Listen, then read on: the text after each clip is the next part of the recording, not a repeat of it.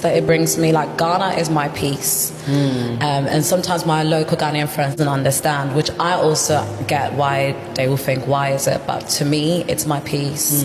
I'm the happiest here. I feel free. I feel my most beautiful self here.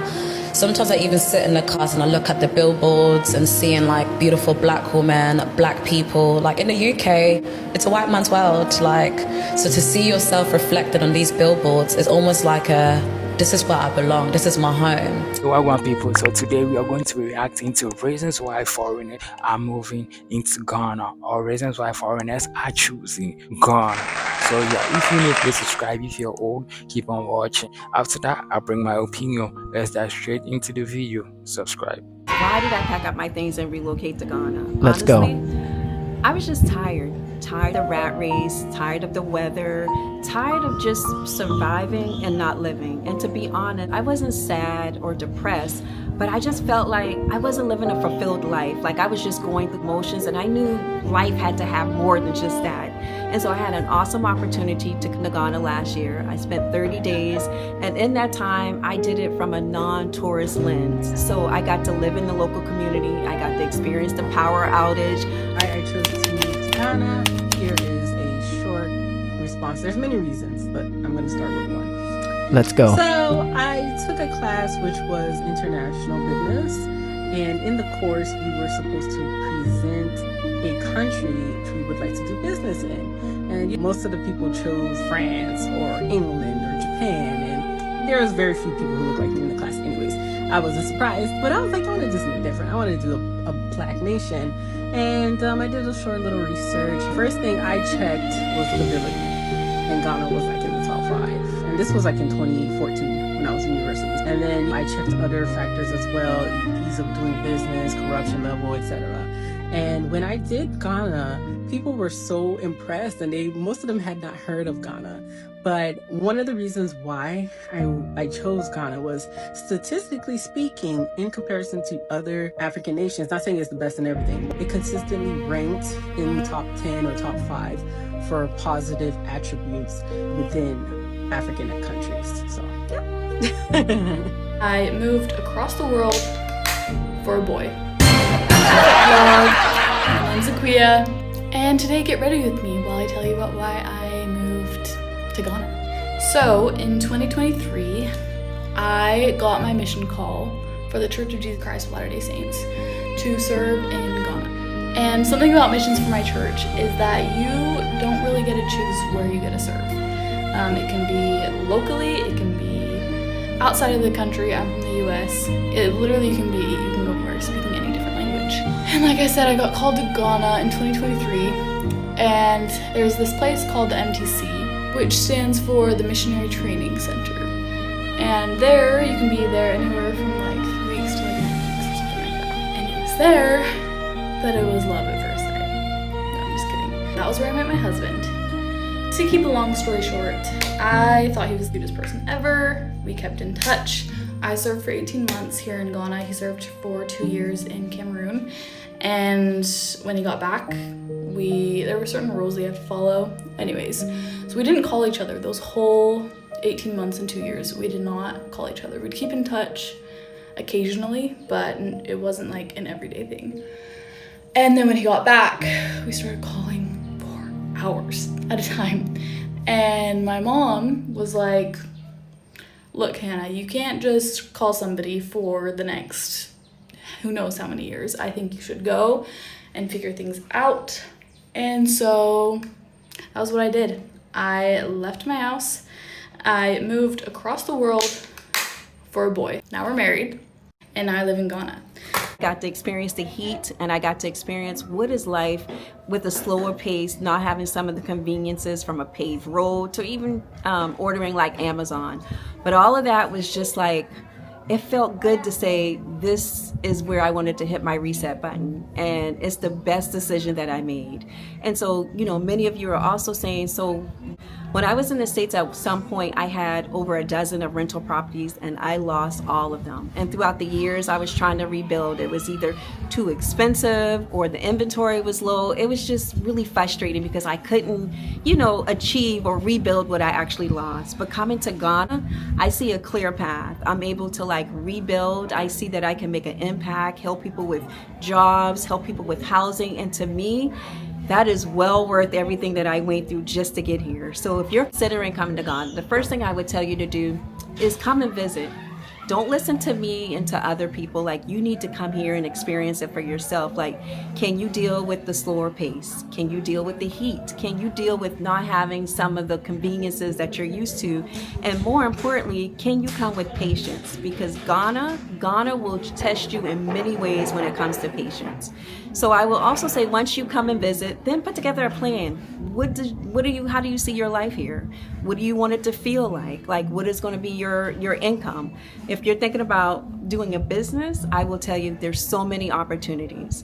So if you're thinking about leaving the rat race, or if you're considering, you want to know if Ghana is going to be a good fit for you, follow, because I promise I'm going to share with you my entire journey, good, bad, and everything. I am Ida, and I have been living in Ghana for 4.5 years, and I'm from Copenhagen in Denmark. So what brought me to Ghana? It's kind of a longer story. So since I was very small, I never felt like I belonged in Denmark, and I always wanted to go to the motherland and figure out how life was there. I never fitted into how the normal standard of a Danish person. I was always the weird one. My mom, she was very much into herbal medicine. From a young age, I also understood that the whole system of go to the doctor when you're sick and all these things, it never really fitted to me. So because of my mom, I think I also was seen a little bit weird, and I was kind of okay with it, because if nature is weird, I'm okay with being weird. Okay, I'll be honest, I didn't really tell anyone. I feel like I'm of age. I didn't want the naysayers in my ears.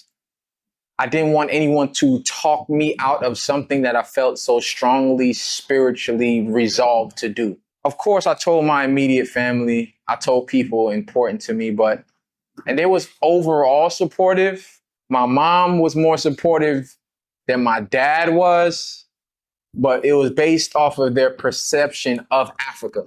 You see what I'm saying? You have to realize how much people are ignorant to the modernization of Africa itself.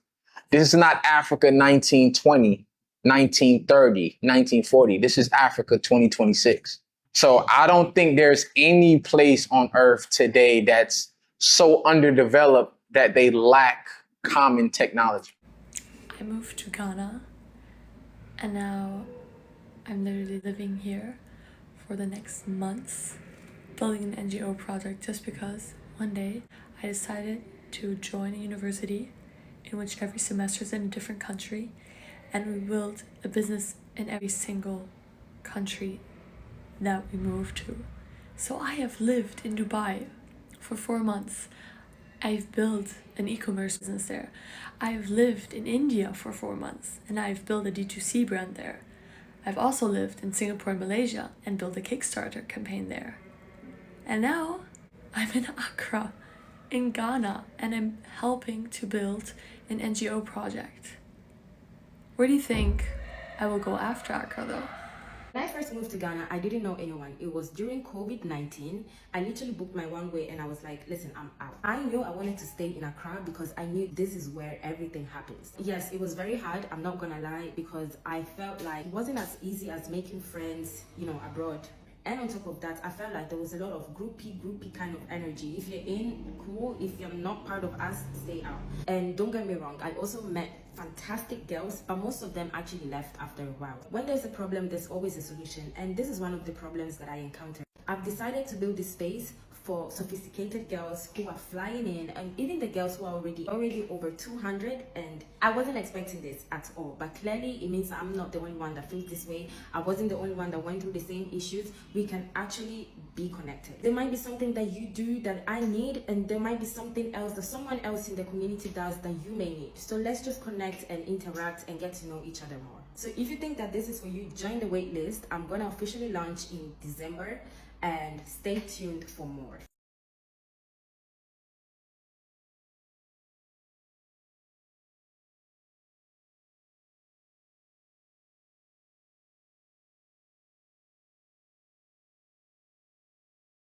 Every time I come here, you know, I get to do new things. I get to meet new people. And yeah, I want to be coming here a lot more. I mean, especially when you see, you know, the creative industries here, even to work here more would be amazing. What do you like about Ghana? I think I really like the energy here. The people are really nice, they're welcoming.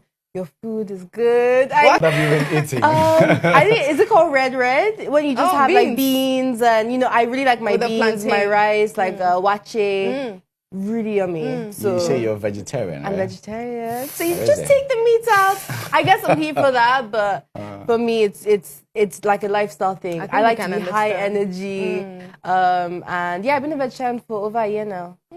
That's interesting. Let me tell you how much they trust you in Ghana, yeah? Yesterday, I went to a spot called Ayawemu to eat some grub. So I've gone in there now. Unfortunately, they don't take card. I ain't got cash on me. I explained to the woman, I said, don't worry about my food. She said, no, it's okay. Bring it back tomorrow. So now, on the way now to give them the money that I owe. In London, you think that's happening? You're mad. Not happening. But that's because of the trust. Out here, it's mad. Ella. Ella, thank you. Keep the change, you keep the change. Yeah? Thank you. Bye. What's your name? Where are you from? My name is Linda. I'm from Tampa, Florida. So why Ghana? I came to Ghana in search of my lineage and my heritage, and what a divine lineage it is. I understand also that the blood that binds us is thicker than the water that separates us. So I'm so grateful to be here and just to learn the culture. Everybody takes care of everybody. Being black is most important, and we have to love ourselves 1,000%. Apart from Ghana, which African countries have you been to? This is my first African country. I feel like Ghana is our future, and it's one of the safest countries. So, and I feel very safe here. Like 1 o'clock in the morning last night, I walked to the stadium from my hotel, which was only like 5 minutes, but it was just love. It was nothing, none of that funny business. So. Follow me as I move and uproot my life from London to Ghana. I came to Accra in 2018 for the first time since being a child, and I just fell in love with the city. It just felt like home. The peace here was unmatched, well, for me anyway. So during COVID, I decided that I was going to move here, but it took me a couple years, well, since COVID till now, to actually move. And I just think I wasn't ready. I was stalling, and financially, I just didn't know if it would be the best decision for me. Also, my whole life is in London, my friends, my family, my job, so leaving it was such a big decision. However, I prayed on it, my family prayed on it, and I knew that God has me and my family has me, and I'll be fine. And now I'm finally here in Accra, so follow me on this journey. 4 reasons I'm relocating to Ghana. Number 1, my mental health and physical health comes first. The cold, the stress, the grind, it's absolutely draining. My mental health is suffering and it's taking a toll on my physical health. There is no amount of antidepressants and or therapy that's going to undo the toll of the day-to-day of waking up in a place that your mind, body and soul just doesn't fuck with. I'm so sorry. Like, why are we all on vitamin D anyways? It's a battle that meds can't fix because the environment itself is the problem. I feel like I'm forcing my body to adapt to a place that isn't really built for me. When I'm in Ghana, the sun warms up my body in a way that no supplement or medication can. Like, I breathe easier, my body's just a lot less stiff, I'm more mobile. I genuinely feel like when I'm in Ghana as well, all of a sudden these aches and pains that I get associated with my conditions, they somehow also take a vacation, and I can't ignore that. It's more than just a comfort thing. It's literally what seems to help me heal and manage my condition a lot better. Reason number 2, I need more than just making it through the day. Now, I would be foolish if I didn't acknowledge the clear privilege and opportunities there are in the UK. The system in the UK makes it so that you can earn money in the UK. There is work, there is employment, whereas I know that's a lot more difficult in Ghana. But this same system makes it incredibly difficult to build and or sustain wealth. The cost of living, taxes, and random expenses eat away at any savings you could possibly think of putting together. it makes it feel like no matter how much hard work you put in, there's nothing for you to keep for yourself, to grow, or to pass on to your kids. It makes the days short and life even shorter. You just kind of go through life month by month on survival mode, just trying to get through your day. And this cannot be life. With all that in mind, and as the child of immigrant parents, why would I find myself in this unique position where I can earn money in London, in the UK, and go back to Africa and grow that money?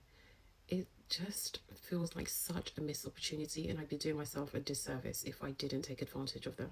Number 3, community. I'm going where I'm loved, I'm adored, I'm respected, valued, and people are kind. London will literally never, ever beat the bad vibes allegations. I promise you that. The culture of negativity here is suffocating. People are tired, they're overworked, undervalued, and constantly on edge. You can literally feel it in the way that people walk and talk and interact with you if they choose to interact with you. It's really, really sad. I know that people are trying to get through their day, but sometimes the vibe here, it feels like kindness is an afterthought. Ghana though, my Ghana, completely different energy. There's people in Ghana who have close to nothing and still wake up with a reason to smile. They still are able to keep their kindness and their humanity. It's just so much easier to build community in Ghana. You can smile and at somebody and you're guaranteed a smile back. You can wave and, you know, guarantee that somebody's going to wave back and not question your motive. The sense of community is real and people move with warmth and kindness. Number 4, legacy. This is a long one, so just bear with me. And I know this is and sounds grandiose. At least in Ghana, the idea of making an impact on the landscape and development of Ghana is a real and possible reality. Ghana is very much a developing country with immense potential. I've had friends that have gone back and started farming. I've had friends that have gone back and opened salons. I've had friends that have gone back and opened retail spaces and more.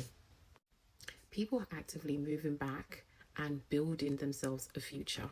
Imagine if we all share that common goal to move back and elevate Ghana's progression.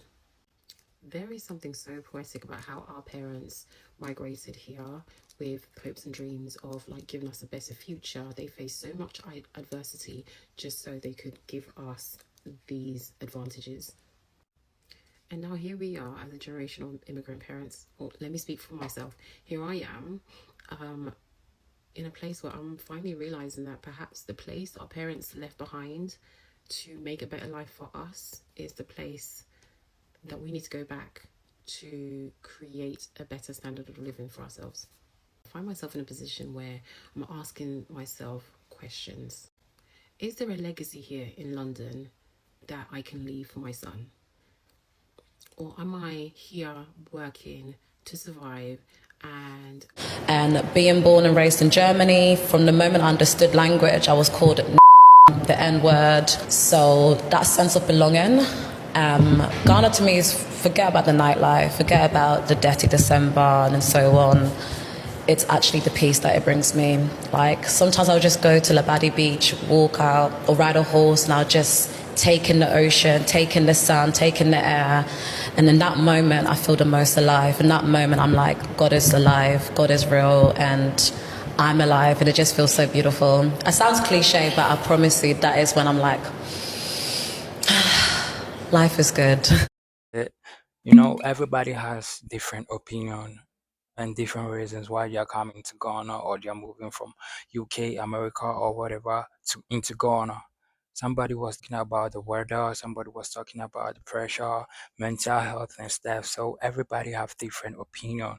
But you guys need to understand that Ghana also is a different, it's a different place, and you're gonna need to adapt in a different certain way. So yeah, we are glad that you chose Ghana, but you need to be aware that there are, I don't know how to put it, but we're glad. I just need to put it out. We're glad that you chose Ghana. So yeah, big shout out to all the people choosing Ghana. We love you and we want more of you coming here, the good ones. You want the good ones. So yeah, if you're new, please subscribe. If you're old, keep on watching Caution of Prince. I do love you. Thanks for staying.